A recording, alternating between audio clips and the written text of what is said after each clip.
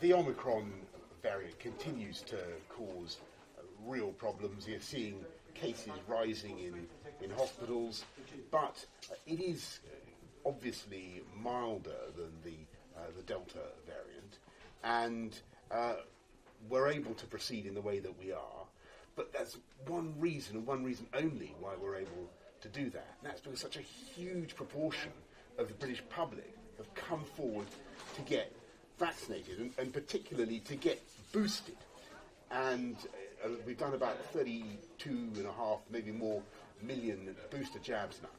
And that is allowing us to go ahead with New Year in the cautious way that we are.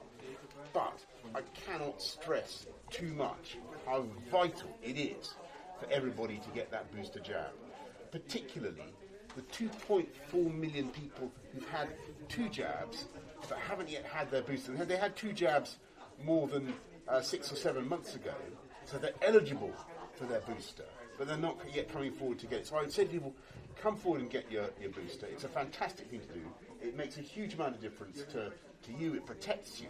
And I'm sorry to say this, but the overwhelming majority of people who are currently ending up in intensive care in our hospitals are people who are not boosted. I've talked to doctors who say the numbers are running up to 90% of people in intensive care who are not boosted. If you're not vaccinated, you're 8 times more likely to get into hospital altogether. So it's a great thing to do. It's very, very important. Get boosted for yourself and enjoy New Year sensibly and cautiously. Why have you acted differently to the other devolved nations? I think that we've looked at the balance of the risks together.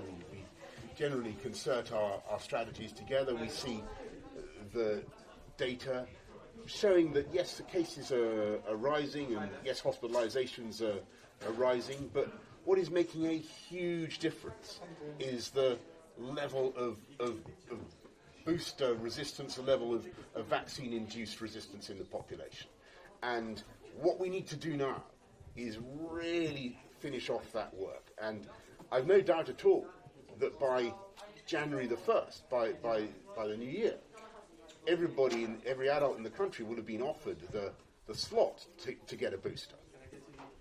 They'll be given a slot to get one. The question is, are we getting people coming forward to take advantage of those slots? And that's what needs to happen. There's a lot of stuff in the press about people going over the border in Wales and Scotland to come to England for the new year. What do you make of that? I think everybody should enjoy New Year, but in a cautious and sensible way. Take a test, ventilation, think about others, but above all, get a booster. What have you seen that they have not? Why have you acted differently? We're looking at the data, and what we're seeing is that we've got cases certainly going up. We've got a lot of cases of Omicron, but on the other hand, we can see the data about the relative mildness of Omicron, and what we can also see is the very, very clear effect of getting those jabs, getting those boosters in particular, and that's what's making a huge difference.